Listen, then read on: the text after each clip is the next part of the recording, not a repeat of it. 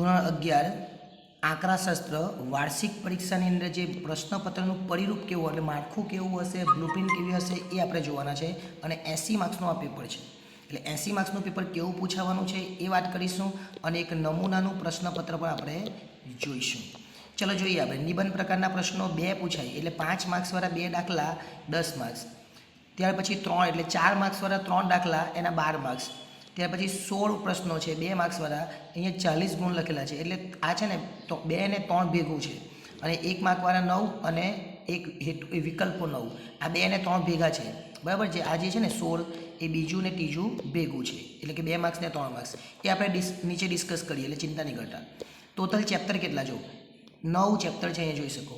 અને 9 ચેપ્ટરમાંથી કયા કયા ચેપ્ટરમાંથી કેટલું પૂછવાનું એ પણ અહીંયા આપેલું છે. ચલો સૌપ્રથમ શરૂઆત કરીએ. કયા ચેપ્ટરમાંથી કેટલા માર્ક્સનું પૂછવાનું એ તો મેં તમને કહી દીધું, પણ ક્યાંથી એમસીક્યુ પૂછવાના 9 ટી.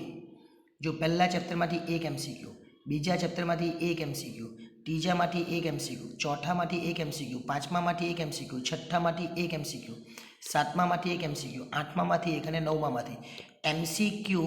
દરેકે દરેક ચેપ્ટરમાંથી 1 એમસીક્યુ જોવા મળશે. એ તમે બ્લુપ્રિન્ટમાં જોઈ શકો છો. ત્યાર પછી એક વાક્યવાળો એક પહેલા ચેપ્ટરમાંથી, બીજામાંથી, ત્રીજું, ચોથું, પાંચમું, છઠ્ઠું, સાતમું, આઠમું ને નવમું. એટલે 9 ચેપ્ટરમાંથી એક આપણને VSQ અથવા VSA એ પણ જોવા મળશે. એટલે એક વાક્યમાં જવાબવાળા પ્રશ્નો પૂછાય એ. હવે 2 માર્ક્સવાળા કેટલા? તો 2 માર્ક્સવાળા કેટલા એટલા માટે અહીંયા જોઈ લે. 2 માર્ક્સવાળા કેટલા છે? તો 2 માર્ક્સવાળા જો અહીંયા 2 માર્ક્સવાળા 8 અને 3 માર્ક્સવાળા પણ 8, એટલે 16 પ્રશ્ન થશે અને એના 40 લખેલા હતા. એટલે 2 માર્ક્સવાળા 8 અને 3 માર્ક્સવાળા 8. ચલો 2 માર્ક્સવાળા 8 શોધી કાઢીએ ક્યાંથી પૂછવાના છે. 2 માર્ક્સ એટલે એસે, તો અહીં જો 1 2 3, અહીંયા 2 પૂછવાના છે એટલે 4 5, અહીંયા 2 છે એટલે 6 7, અહીંયા પણ 2 છે અને અહીંયા 1 છે. હવે સર તમે શું બોલ્યા, કંઈ સમજ જ નહીં પડી એવું કહેતા હોય. બરાબર, ચાલો જોઈ લેજો. 8 પૂછવાના ને, 1 2 3 4 5 6 7 અને આ રહ્યો 8. થઈ ગયું. એટલે 2 માર્ક્સવાળા 8 પ્રશ્નો. હવે પેલા જે છે ને એ 3 માર્ક્સવાળા છે, એટલે મેં તમને કીધું ફરીથી જોજો. આ જે મેં ટીક કરેલી છે, આ ટીક કરેલી છે 8 ટીક છે, એ જોઈ લેજો ક્યાં ક્યાંથી પૂછવાનું છે એ. હવે આગળ ચાલીએ. 3 માર્ક્સવાળા, આ બધા 3 માર્ક્સવાળા જોઈ રહ્યા. 2 પ્રશ્નો બધા ચેપ્ટરમાંથી 2, ત્રીજામાંથી 2, ચોથામાંથી 2, પણ એમાં 8 બી આવશે જ્યાં ફૂલરી છે ત્યાં, અને અહીંયાથી પણ છઠ્ઠામાંથી પણ 2. હવે 3 માર્ક્સવાળો બીજો એક કાં ગયો? 6 થયા ને, આ રહ્યો એક 7 ને આ એક 8, એટલે 3 માર્ક્સવાળા 8 થઈ ગયા. હવે 5 માર્ક્સવાળાની વાત કરીએ. 5 માર્ક્સવાળો 4 માર્ક્સવાળો બી જોઈ લે. 4 માર્ક્સ 1 ને આ 2, 4 માર્ક્સવાળા 2, આ 4 માર્ક્સવાળો બીજો એક. 5નો તો પૂછવાનું નથી લાગે, 4ના જ છે. 5નો દેખાતો નથી, એટલે 4 માર્ક્સવાળા 1 2 ને 3. ચલો હવે આખું માળખું જોઈએ. 4 માર્ક 5વાળા 2 છે ભાઈ, 5વાળા 2 છે, 5વાળા 2 છે, 5વાળા 2 છે, આયરા છે, આયરા. બરાબર ને? એટલે ત્રીજા ચેપ્ટરમાંથી ને 5મા ચેપ્ટરમાંથી. ચલો હવે એને વધારે સમજવા માટે આ જોઈએ, અને પછી આખું માળખું બી સમજીશું. ABCD કેટલા માર્ક્સનું પૂછવાનું છે. જો એમાં 9 વિકલ્પો, એક વાક્યમાં જવાબવાળા દાખલા ટૂંકા બી પૂછી શકે. 8 પ્રશ્નો 2 માર્ક્સવાળા, 8 પ્રશ્નો 3 માર્ક્સવાળા, 4 માર્ક્સવાળા 3 પ્રશ્નો અને 5 માર્ક્સવાળા 2 પ્રશ્નો. હવે અહીંયા જોજો કેટલા માર્ક્સનું પૂછવાનું દરેક ચેપ્ટરમાંથી, એટલે આ સ્ક્રીનશોટ લઈ લેજો. હવે આખું આ સમજજો, એટલે કંઈ પેલું આગળ બધું ભૂલી જાય તો વાંધો નહીં, બધામાંથી એક એક જો. પહેલો પ્રશ્ન પહેલા ચેપ્ટરમાંથી, બીજો પ્રશ્ન બીજા ચેપ્ટરમાંથી, એમ 9મો પ્રશ્ન 9મા ચેપ્ટરમાંથી. આખું સ્ક્રીનશોટ લઈ લેજો. ત્યાર પછી બીમાં પણ એવું જ જોજો. 10મા એટલે 10મો એટલે પહેલો જ પ્રશ્ન કહેવાય બીજા વિભાગનો.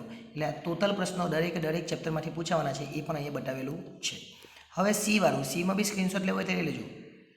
19 નંબરનો પ્રશ્ન પહેલા ચેપ્ટરમાંથી. હવે 20મા નંબરનો પ્રશ્નમાં 2 પૂછાશે બીજા ચેપ્ટરમાંથી, 1 લખવાનો. 21માં 5મા ચેપ્ટરમાંથી, 22માં 6ઠ્ઠા ચેપ્ટરમાંથી, 23માં 7મામાંથી, 24માં 8મા, 25માં 2 પૂછાય 8મામાંથી 1 લખવાનો, અને 26માં 9મા ચેપ્ટરમાંથી.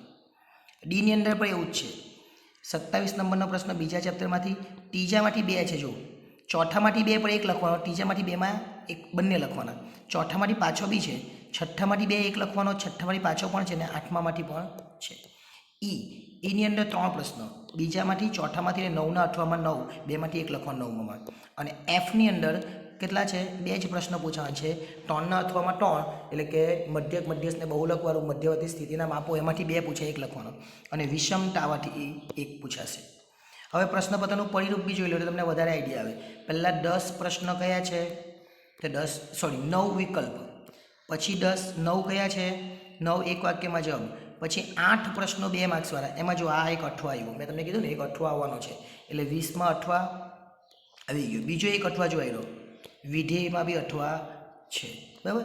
ડીમાં બી 8 પૂછાશે, પણ ડીમાં બી 2 અઠવા આવશે. જો 27, 28, 29, 30, 4 થયા, પણ 30ના 8માં 30, બરાબર. આ 4 થયા, 31 એટલે 5, પછી 32, 33, 32ના 8માં 32, અને 33 ને 34, એટલે 8 છે, પણ 2માં અઠવા આવશે. એની અંદર તમને 3 પૂછાશે, પછી એક અઠવા આપશે. જો 35, 36 ને 37, 3 જ પ્રશ્નો, પણ 37ના 8માં 37 આવશે. અને એ શું છે? ગુણોત્તર, એટલે 9મા ચેપ્ટરમાંથી છે. એફની અંદર 3 પ્રશ્ન પૂછાય, એટલે મધ્યક મધ્યસ્થને બહુલકવાળું. જો મધ્યક મધ્યસ્થ બહુલક, અને એના અથવામાં પણ એ જ દાખલો પૂછાય. પેલામાં મધ્યક મધ્યસ્થ, અહીંયા બહુલક, અને આ 5મું ચેપ્ટર એટલે વિષમતામાંથી પૂછાય. એટલે આખું ચેપ્ટર આ પ્રમાણે છે. અને કયું વિભાગમાં કયું શું પૂછવાનું છે આપણે બધું જોઈ લીધું. એટલે સ્ટેટની અંદર હવે જે બીજા પેપર સોલ્યુશનના વિડીયો છે, આઈએમપીના વિડીયો છે, એ પણ આપણે આવતા રહેશે. એટલે હવે આ વિડીયો ગમ્યો તો લાઇક કરજો, ચેનલ 12મા ધોરણમાં બી કામ લાગે એટલે સબસ્ક્રાઈબ કરજો, અને ભવિષ્યમાં આવા વિડીયો મળતા રહે અને બીજાને પણ કામ લાગે એટલે શેર પણ અવશ્ય કરજો. આભાર.